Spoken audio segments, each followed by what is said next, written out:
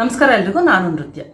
ಜೀವನದಲ್ಲಿ ನಾವು 10 to 1 1ರಿಂದ 10 ಈ ರೂಲ್ಸ್ನ ನಾವು ನಮ್ಮ ಜೀವನದಲ್ಲಿ ಅಳವಡಿಸ್ಕೊಳ್ಳೋದ್ರಿಂದ ನಮ್ಮ ಆರೋಗ್ಯನೂ ತುಂಬ ಚೆನ್ನಾಗಿರುತ್ತೆ. ಆರೋಗ್ಯ ಅದ್ರ ಜೊತೆಗೆ ಮೆಂಟಲಿ ನಾವು ತುಂಬ ಆರಾಮಾಗಿರ್ತೀವಿ, ಕಾಮಾಗಿರ್ತೀವಿ, ತುಂಬ ಒಳ್ಳೆಯದು. 10ರಿಂದ 1 ಯಾವ್ಯಾವುದು ಅಂತ ಹೇಳ್ತೀನಿ. ಇದನ್ನು ನೀವು ನಿಮ್ಮ ಜೀವನದಲ್ಲಿ ಅಳವಡಿಸ್ಕೊಳ್ಳೋದ್ರಿಂದ ನಾನು ಹೇಳೋದ್ನಲ್ಲ, ಆರೋಗ್ಯಕ್ಕೂ ಒಳ್ಳೆಯದು, ಮೆಂಟಲ್ ಪೀಸ್ ಇರುತ್ತೆ, ಆರಾಮಾಗಿರ್ತೀರ. ಯಾವುದು ಗೊತ್ತಾ? ಮೊದಲನೇದು ಫ್ರೀಯಾಗಿ ಸಿಗುತ್ತದು 10 ನಿಮಿಷ ಬಿಸಿಲಲ್ಲಿ ನಿಂತ್ಕೊಬೇಕು. ನೀವು ಪ್ರತಿದಿನ 10 ನಿಮಿಷ ಬಿಸಿಲಲ್ಲಿ ನಿಲ್ಲೋದ್ರಿಂದ ಆರೋಗ್ಯಕ್ಕೆ ತುಂಬಾ ಒಳ್ಳೆಯದು ಅಲ್ವಾ? ಆದ್ದರಿಂದ 10ನೇದು ಮಿಸ್ ಮಾಡಬೇಡಿ, 10ನೇದು ಮಾಡಿ. 9ನೇದು ದಿನಕ್ಕೆ 9 ಲೋಟ ನೀರು ಕುಡಿಬೇಕು. ಆರೋಗ್ಯಕ್ಕೆ ತುಂಬ ಒಳ್ಳೆಯದು. ಡೈಜೆಷನ್ ಚೆನ್ನಾಗಾಗತ್ತೆ, ಸ್ಕಿನ್ ಚೆನ್ನಾಗಾಗತ್ತೆ, ಆದ್ದರಿಂದ ಆರೋಗ್ಯಕ್ಕೆ ತುಂಬ ಒಳ್ಳೆಯದು. ದಿನಕ್ಕೆ 9 ಲೋಟ ನೀರು ಕುಡಿಬೇಕು. 8ನೇದು 8 ಗಂಟೆ ದಿನಕ್ಕೆ ಮಿನಿಮಮ್ ಆದರೂ ನಿದ್ದೆ ಮಾಡಿ. ಆರೋಗ್ಯನೇ ಇಲ್ಲ ಅಂದರೆ ಏನು ಉಪಯೋಗ ಅಲ್ವಾ? ನಾವೇನು ದುಡಿದು ನಾವೇನು ಮಾಡಿ ಏನು ಉಪಯೋಗ? ಆದ್ದರಿಂದ ದಿನಕ್ಕೆ ಪ್ರತಿಯೊಬ್ಬರು 8 ಗಂಟೆ ನಿದ್ದೆ ಮಾಡೋಕ್ಕೆ ಆದಷ್ಟು ಪ್ರಯತ್ನ ಪಡಿ. 7ನೇದು ದಿನಕ್ಕೆ 7,000 ಸ್ಟೆಪ್ಸ್ ಆದರೂ ನಾವು ನಡಿಬೇಕು. ಕೂತಲೇ ಕೂತಿರೋದಲ್ಲ, ಮಿನಿಮಮ್ 7,000 ಸ್ಟೆಪ್ಸ್ನ ನಾವು ನಡಿಬೇಕು. ಆಯಿತಾ? 6ನೇದು ತುಂಬ ಮುಖ್ಯವಾಗಿರುವಂಥದ್ದು, ದಿನದಲ್ಲಿ 60 ನಿಮಿಷ. 60 ನಿಮಿಷ ಅಂದರೆ ಎಷ್ಟೊತ್ತಾಯಿತು? 1 ಅವರ್ ಅಲ್ಲ?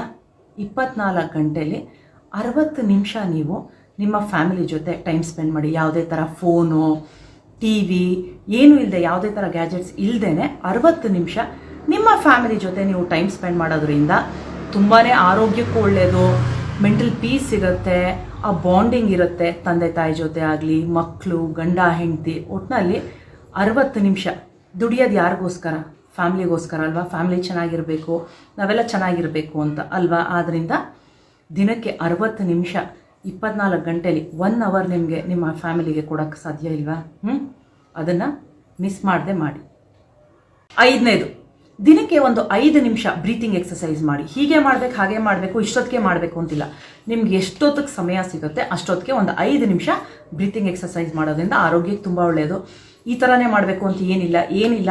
ಹೊಟ್ಟೆ ಮೇಲೆ ಒಂದು ಕೈ ಇಟ್ಕೊಳ್ಳಿ, ಚೆಸ್ಟ್ ಮೇಲೆ ಒಂದು ಕೈ ಇಟ್ಕೊಳ್ಳಿ, ಉಸಿರನ್ನ ಮೂಗಿಂದ ನಿಧಾನವಾಗಿ ಎಳ್ಕೊಳ್ಳಿ, ಬಾಯಿ ಮುಚ್ಚಿರಬೇಕು ನೋಡಿ.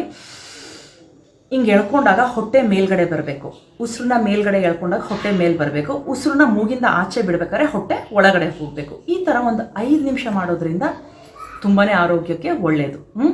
ಇದನ್ನು ಟ್ರೈ ಮಾಡಿ. ಆ ಬ್ರೀತಿಂಗ್ ಎಕ್ಸಸೈಸ್ ಯಾವ ಥರ ಮಾಡೋದು ಅಂತ ಇನ್ನೊಂದು ಸಲ ತೋರಿಸ್ತೀನಿ. ನೀವು ಕೈ ಇಟ್ಕೊಳ್ಳೇಬೇಕು ಅಂತೇನಿಲ್ಲ, ನೀವು ಹಾಗೇನೂ ಮಾಡ್ಬೋದು.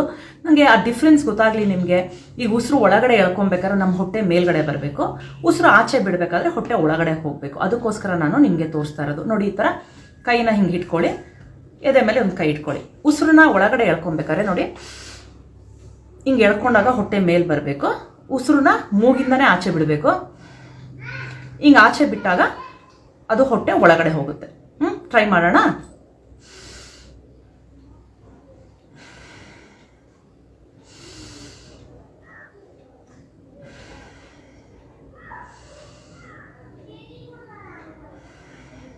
ಈ ಥರ 5 ನಿಮಿಷ ಮಾಡೋದ್ರಿಂದ ಆರೋಗ್ಯಕ್ಕೆ ತುಂಬಾ ಒಳ್ಳೆಯದು. ಟ್ರೈ ಮಾಡಿ. 4ನೇದು ತುಂಬ ಮುಖ್ಯವಾಗಿರೋದು, ನನಗಂತೂ ತುಂಬ ಇಷ್ಟ. ದಿನಕ್ಕೆ 40 ನಿಮಿಷ ಆದರೂ ಏನಾದರೂ ಎಕ್ಸಸೈಸ್ ಮಾಡಿ. ಏನಾದರೂ ಪರವಾಗಿಲ್ಲ, ಯೋಗ ಮಾಡ್ತೀರಾ, ಜಾಗಿಂಗ್ ಹೋಗ್ತೀರಾ, ಜಿಮ್ಗೆ ಹೋಗ್ತೀರಾ, ಸ್ವಿಮ್ಮಿಂಗ್ ಮಾಡ್ತೀರಾ, ವಾಕಿಂಗ್, ಜಾಗಿಂಗ್ ಏನಾದರೂ ಆಯಿತು. ದಿನಕ್ಕೆ 40 ನಿಮಿಷ ಏನಾದರೂ ಒಂದು ವ್ಯಾಯಾಮ ಮಾಡಬೇಕು. ಆರೋಗ್ಯಕ್ಕೆ ತುಂಬಾ ಒಳ್ಳೆಯದು ಅಲ್ವಾ? ಇದನ್ನು ಮಿಸ್ ಮಾಡದೆ ಮಾಡಿ. ನಾನಂತೂ ಪ್ರತಿದಿನ 40ರಿಂದ 50 ನಿಮಿಷ ಏನಾದರೂ ಒಂದು ಎಕ್ಸಸೈಸ್ ಮಾಡೇ ಮಾಡ್ತೀನಿ. ನೀವು ಮಾಡ್ತೀರಲ್ಲ? ಮಾಡಿಲ್ಲ ಅಂದರೆ ದಯವಿಟ್ಟು ಸ್ಟಾರ್ಟ್ ಮಾಡ್ಕೊಳ್ಳಿ ಇವತ್ತಿಂದನೇ, ಆಯಿತಾ? 3ನೇದು ತುಂಬ ಮುಖ್ಯವಾಗಿರೋಂಥದ್ದು, ದಿನಕ್ಕೆ 3 ಹೊತ್ತು ಊಟ ಮಾಡಬೇಕು. ತುಂಬ ಜನ ಕೇಳಿದ್ದೀನಿ, ದಿನಕ್ಕೆ 1 ಹೊತ್ತು ತಿನ್ನೋದು ನಾವು, 2 ಹೊತ್ತು ತಿನ್ನೋದು ಅಂತ. ನಿಜವಾಗ್ಲೂ ಆರೋಗ್ಯಕ್ಕೆ ತುಂಬಾ ಕೆಟ್ಟದು.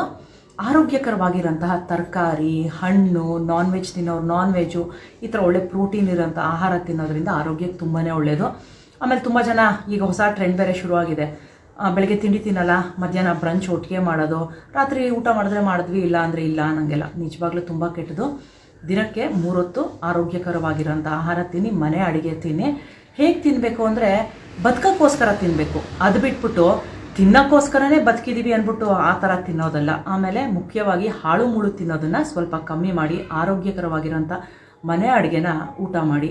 ಆರೋಗ್ಯಕ್ಕೆ ತುಂಬಾ ಒಳ್ಳೆಯದು. ಎರಡನೇದು, ನಿಮ್ಮ ಒತ್ತಡದ ಕೆಲಸದ ಮಧ್ಯ ದಿನದಲ್ಲಿ ಒಂದು 2 ನಿಮಿಷ 2 ಬ್ರೇಕ್ ತಗೊಳ್ಳೋದ್ರಿಂದ ಕೆಲಸನೂ ಚೆನ್ನಾಗಾಗತ್ತೆ, ಸ್ವಲ್ಪ ಮೈಂಡ್ ರಿಲ್ಯಾಕ್ಸ್ ಆಗುತ್ತೆ. ಆದ್ದರಿಂದ ಎಷ್ಟೇ ಒತ್ತಡ ಇರಲಿ, ಕೆಲಸ ಬೆಳಗ್ಗೆಯಿಂದ ಸಾಯಂಕಾಲದವರೆಗೂ ಕೆಲಸ ಮಾಡೋದು ಇದ್ದೇ ಇರುತ್ತಲ್ವ, ಅದ್ರ ಮಧ್ಯ ಒಂದು 2 ಬ್ರೇಕ್ ತಗೊಳ್ಳೋದ್ರಿಂದ ಕೆಲಸನೂ ಚೆನ್ನಾಗಾಗತ್ತೆ, ಮೈಂಡು ರಿಲ್ಯಾಕ್ಸ್ ಆಗುತ್ತೆ.